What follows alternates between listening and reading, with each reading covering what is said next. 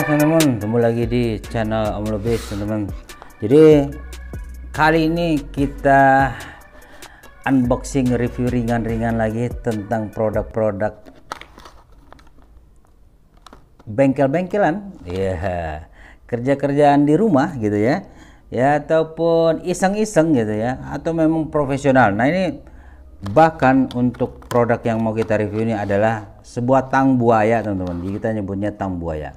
Jadi kalau di bahasa profesional tuh mereka sebutnya itu long nose pliers. Jadi tang yang hidungnya panjang, waduh, ya gitulah gitu. Moncongnya panjang lah gitu ya.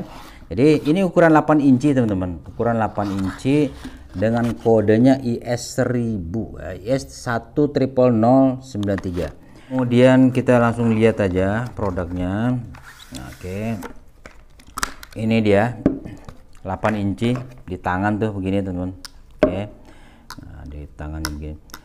Ini memang baru Om Lubis beli teman-teman. Jadi belum sebulan kali ini.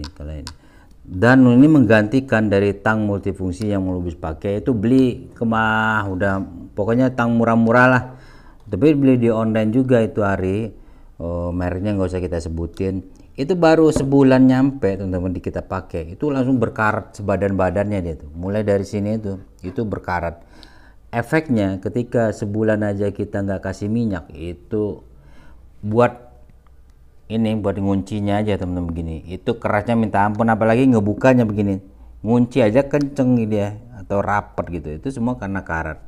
Ketika kita kasih kita lumasi dengan oli ataupun minyak mesin jahit itu sebentar teman-teman.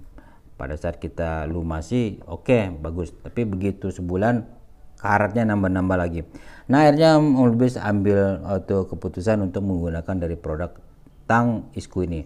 Ini sama juga teman-teman seperti halnya tang multifungsi ini, yang tang buaya ini sama. Jadi kadang-kadang tuh tang itu membawa beberapa fungsinya yang kita nggak sadar tuh atau nggak ngamati dengan cermat.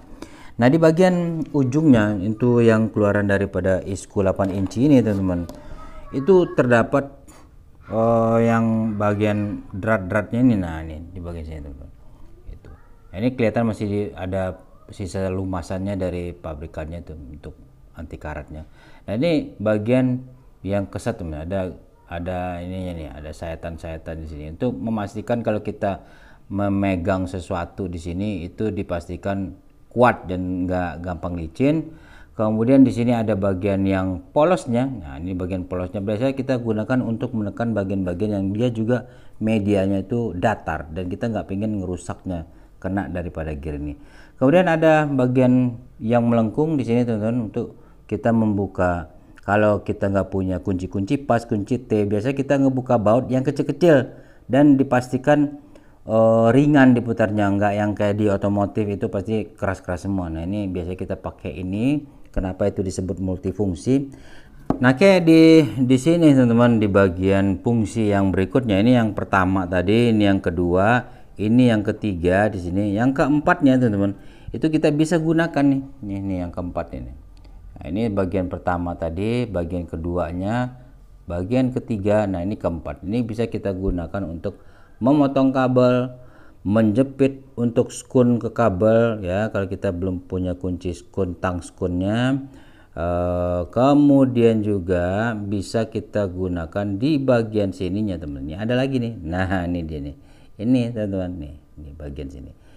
Di belakang daripada sumbunya ini. Nah, ini ternyata ada lagi teman-teman tuh.